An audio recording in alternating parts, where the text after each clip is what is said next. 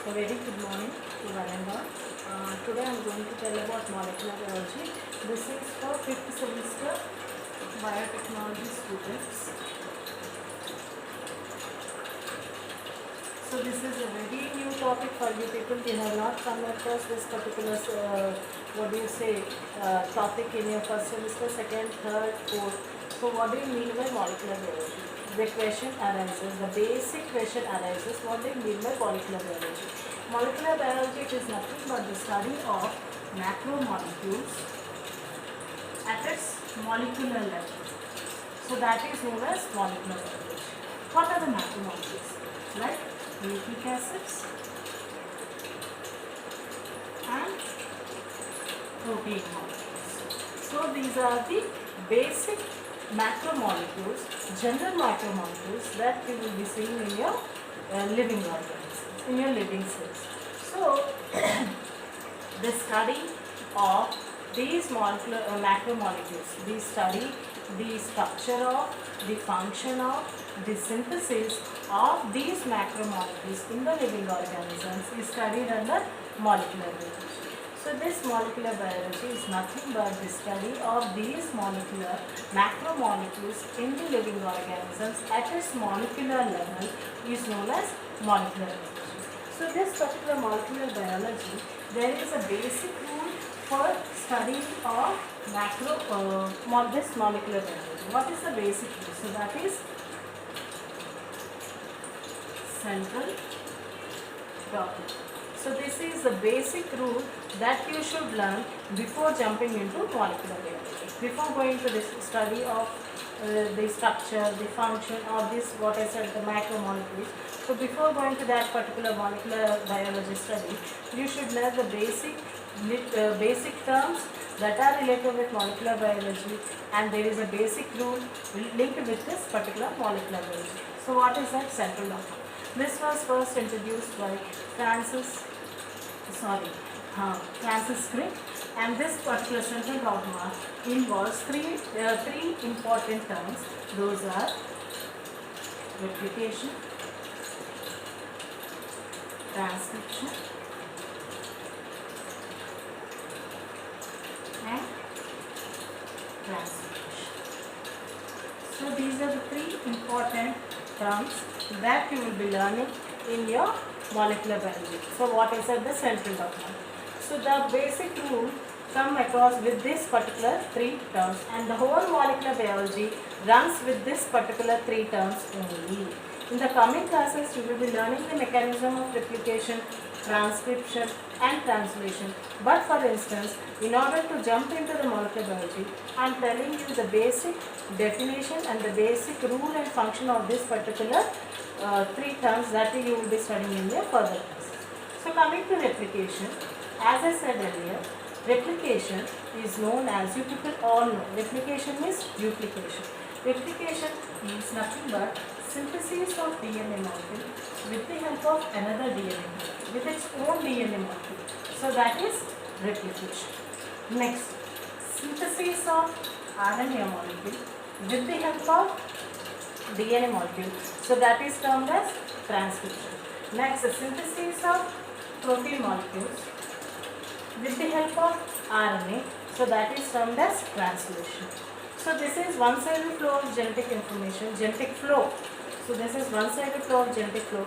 So this is one-side flow of genetic flow for central dogma. Another second reverse flow is also observed, that is the synthesis of DNA molecule with the help of RNA molecule. So that is known as reverse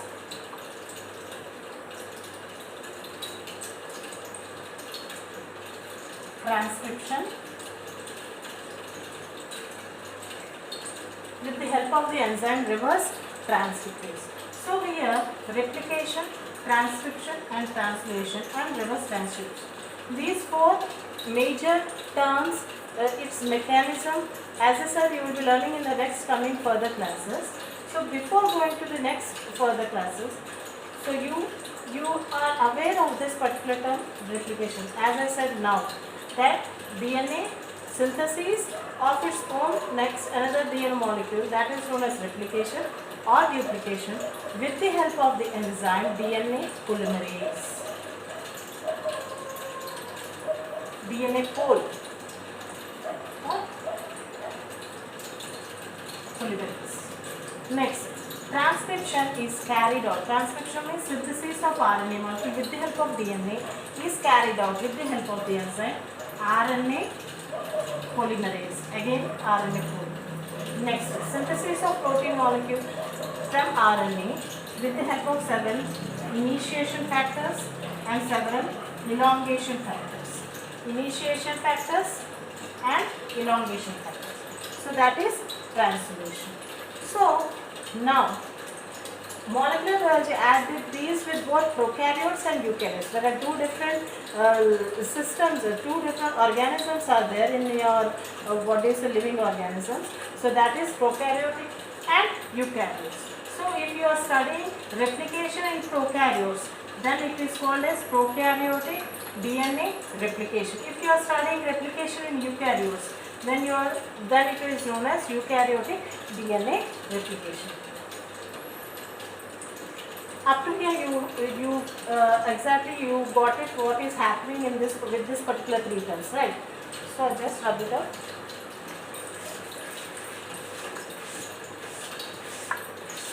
Now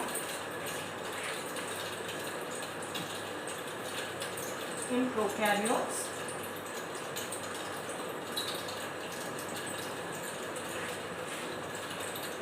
and in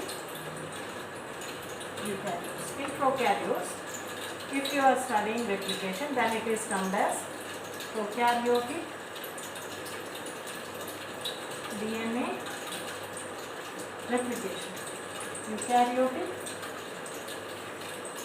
DNA replication. Okay, next, prokaryotic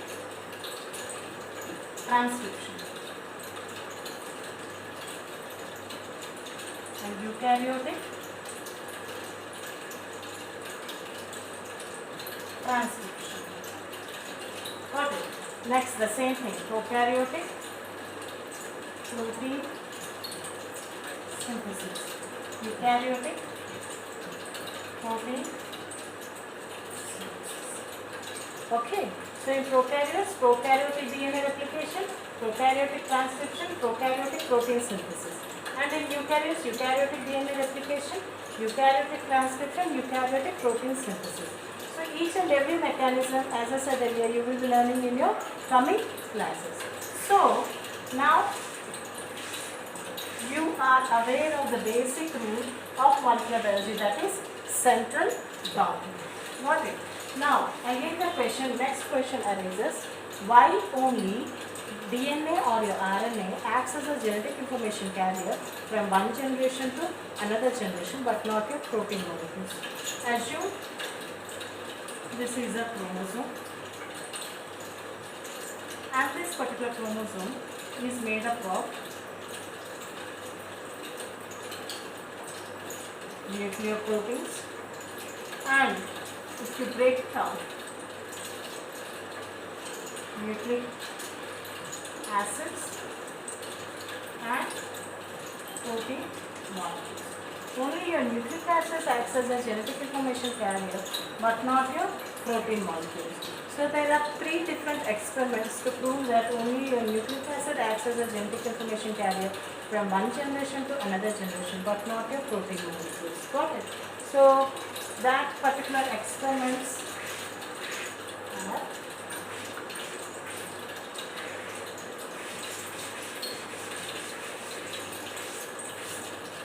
experiments to prove that DNA only, your nucleic acid only, DNA or RNA acts as a genetic information carrier from one generation to another generation but not your protein. So first one is transformation, conjugation and transcription. So these three experiments actually proves how DNA is being transformed, not only your DNA, how your nucleic acids are being transformed from one generation to another generation. So first initially we will go with transformation technique. So transformation technique, actually this was first introduced by Frederick Griffith. This is also known as Griffith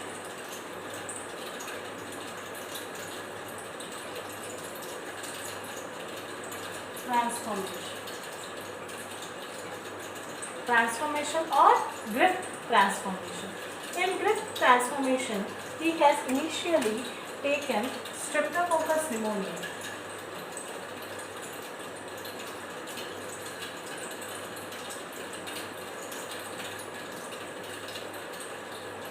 Streptococcus pneumoniae. This is a bacteria which causes pneumonia. Okay, so this Streptococcus pneumoniae is having two strains, S3 strain and R2 strain. So generally in any bacteria there are different kinds of strains are there. So in this particular transformation technique, Griffith has taken this particular, taken this particular Streptococcus pneumoniae bacteria, and from this bacteria he has isolated two strains, that is S3 strain and R2 strain. S3 strain is termed as S3 because it is known as smooth strain, and R2 means rough strain. See, again I am repeating. Now we are I am telling you about the particular transformation experiment from the particular three experiment which tells us why only, which explains us there is an experimental proof in order to conclude that only your nucleic acid acts as a genetic information carrier but not your protein molecule. So first we have taken transformation technique.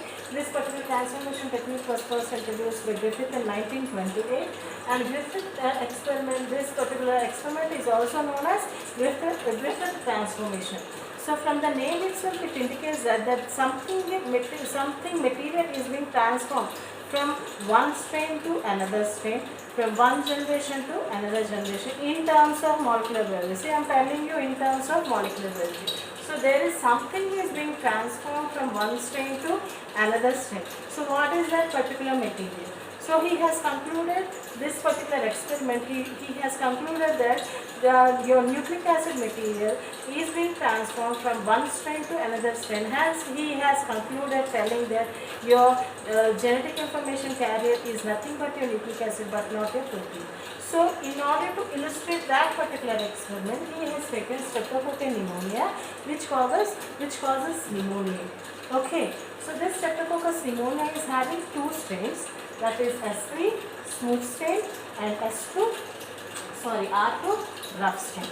Why S3 is termed as smooth strain? Why S3 is termed as smooth strain? Because this is S3 strain and this particular S3 strain is covered with a capsule.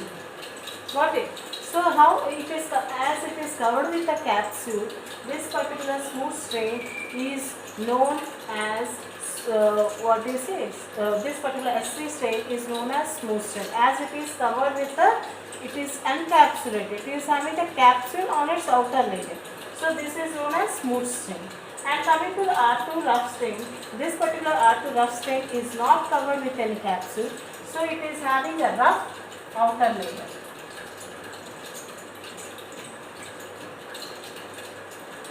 Got it?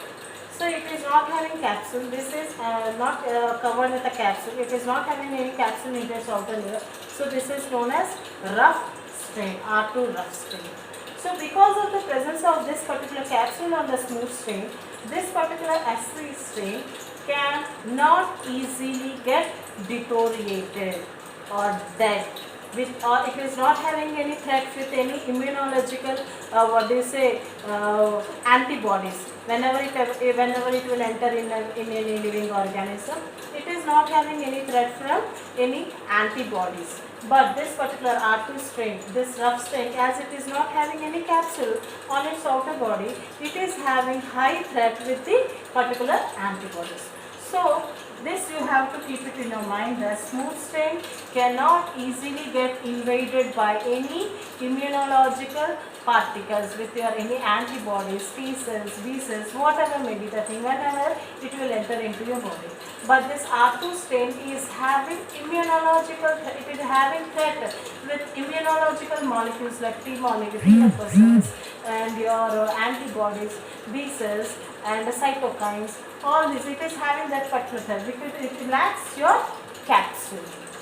So, basing on this particular, what do you say, principle, Frederick has conducted this particular experiment with the help of 4 mice. Why he has taken mice? Because in your olden days, in the coming in this particular generation and in the coming generations also, you will be taking help. You will do all your genetic related experiments like your recombinant DNA technology experiments and your immunological experiments and your microbial experiments. Everything. If any live clinical trials should be done before clinical trials, it should be tested on an animal. So that particular animal is nothing but mice. Why? Because it is having immunological relation, immunological equivalence is observed. All your synthesis, all your production of antibodies, in its body in this particular mice is equivalent to your human being. So only mice are generally very good animal in order to conduct any genetical experiments or immunological experiments or recombinant experiments, whatever experiments. You will generally prefer, scientists will prefer only mice. So again I am repeating, Rift transformation experiment. He has in this particular experiment he has taken Streptococcus pneumoniae, and this particular Streptococcus pneumoniae is having 2 strains, S3 strain and R2 strain. S3 strain is also known as smooth strain. Why? Because it is encapsulated with a capsule and it is not having any threat with any immunological particles. What your antibody with your antibodies, but this R2 rough strain is having threat from immunological particles like your antibodies. And here he also taken mice. Now coming to the experiment part.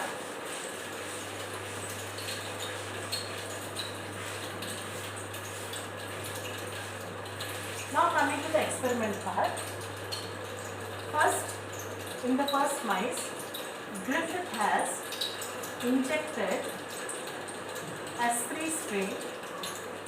So when he has injected S3 strain, mice died. In the first step, Griffith has taken one mice and he has injected S3 strain. S3 strain is smooth strain. When this smooth strain has injected into the mice, then what happened? Mice died. Why? Because the antibodies or whatever the immunological fighting particles are released in the mice against to this particular smooth strain. They cannot fight with this particular smooth strain because it is covered with a capsule. So this is, as I said, this is not having any threat from this particular antibodies in this particular mice. So the mice lost its breath and it is died because of injection of S3 strain. Why? Because S3 strain is encapsulated. It is having a capsule and it is not having any threat from any immunological particles with any antibodies and whatever etc. Got it? So the mice died. Next. Again the mice injected with R2 strain. Then the mice lives. The mice survived.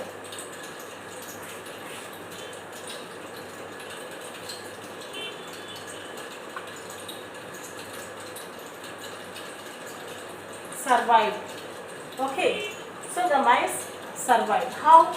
By injecting R2 strain, as it is not having any capsule around it, so it can easily get lost with this particular antibodies in the mice. When it is injected into the mice survived, the mice got its life, and the antibodies that are produced against to this particular R2 strain has defeated this particular R2 strain. Here the antibodies produced against the S3 strain cannot defeat the S3 strain because it is having a capsule and it is not having threat with your immunological particles. But coming to the mice 2, here what happened again, he has injected R2 strain and it is not having any capsule. When this R2 strain is injected into the mice, so antibodies are produced against to this particular R2 strain in the mice, and this antibodies won on this particular R2 strain. So the mice survived. So whenever any foreign particle will enter into our body, then our antibodies will act as security guards and it will fight against to that particular foreign particle, isn't it? So if our antibodies are very suppressed, our antibodies cannot fight with that particular foreign particle, then the foreign particle will come and invade our body, right?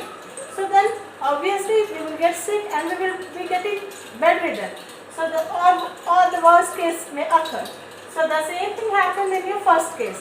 When mice was injected with S3 strain, the smooth strain, it is very dangerous. It is pathogenic. It will cause pneumonia in this particular mice. By causing pneumonia, when this particular mice is injected with S3, as it is smooth strain, and this particular mice, the antibodies cannot fight against this with this particular S3 strain, hence the mice died due to pneumonia.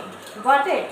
So the mice died due to pneumonia when it is injected with S3. Why? Because the antibodies produced against this S3 cannot fight. The mice died because the antibodies cannot fight with this particular S3. Why? Because the S3 is covered with a capsule. It is having a shield. So this shield will help this particular S3 strain, and hence the mice died. With the antibodies cannot fight against to this particular S3 as it is having a shield. So same thing has happened with in the second step. Again Griffith has taken the mice and he has injected R2 strain. This R2 strain is rough strain. It is not capsulated. It is not encapsulated. It is not having an outer cover. So the antibodies produced in the mice can easily fight and win against this particular R2 strain, and hence the mice survived and the mice won in the second case. And coming to the third case, again the mice is injected with heat killed S3 strain and R2 strain. After injection of heat killed S3 strain and R2 strain, mice again survived.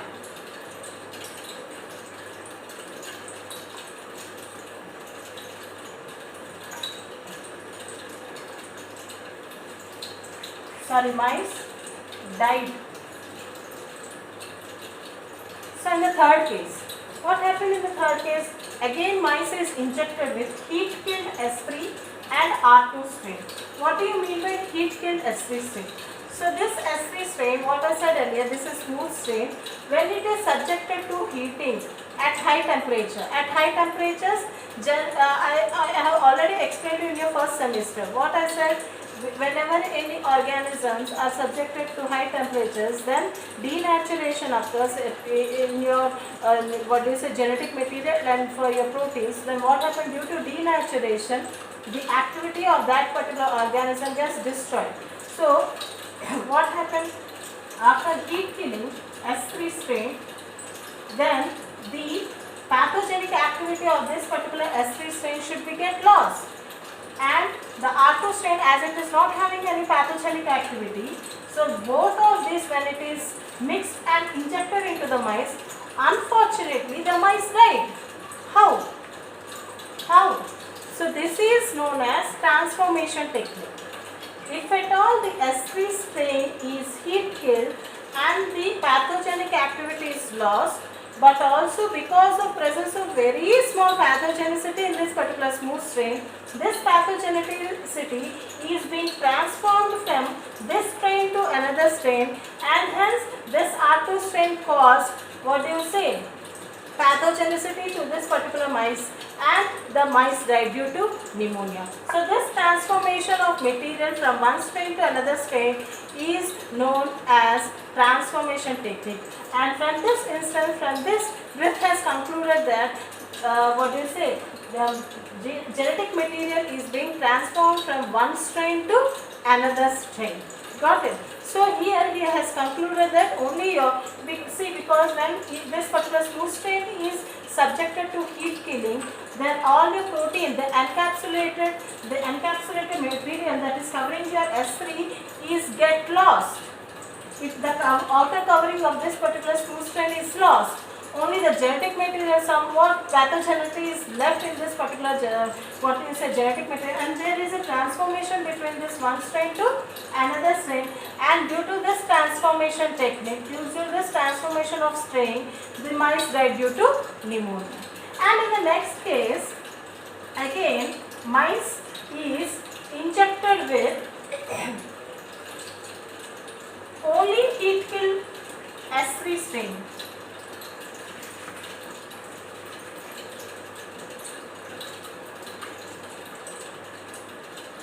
And in the fourth step, again the mice is injected with only heat kill S3 strain, only one heat kill S3 strain without using R2 strain. Then the mice survived. Because there is no transformation of material from one strain to another strain. There is no another strain is present in this particular fourth case. So only heat kill S3 strain is injected into this mice. So obviously heat kill strain means it is not having any source to send its material to another strain. So the mice survive. So the antibodies that are produced against this particular strain, when it is entered into the mice, then it fought against it and it survived. Mice survived. It is not, it did get any pathogenicity of that particular pneumonia. So these are the four different steps, four different experiments that Griffith has conducted to conclude that he can to tell that only your genetic material, nothing but your something material is being transformed from one strain to another strain. See, once again I am repeating, in the first step mice was injected with only S3 strain, so it is having pathogenicity. When this particular S3 strain is injected into the mice, then as it is a foreign material, the antibodies produced against to that particular S3 cannot fight, and hence mice died because S3 is capsulated. In the second instance, mice is injected with R2, and this is R2 is a rough strain. It is not having any pathogenicity, and hence mice survive. And next, in the third case, mice is again injected with heat killed S3 strain and R2 rough strain. So by heat killing this S3 strain, the outer capsulated covering is lost, but somehow some genetic material is left. That particular genetic material is being transformed from one strain to S3 strain to R2 strain, and hence the mice got pneumonia, and this particular mice died due to pneumonia because of R2, which is having the pathogenicity from transfer from S3. And in the fourth case, mice is again injected with S3 heat kill, only S3 heat kill, but not with a combination of R2. Then the mice survive because it is having it is not having another, the S3 is not having another strain to share its genetic something like pathogenicity left genetic material. It cannot share with another strain, so the mice survive. Okay, so from this experiment, Griffith has stated and concluded that your genetic material is being transformed from one strain to another strain. So this is transformation. And the next your remaining conjugation and transduction will be explaining in the next coming classes. Okay, thank you.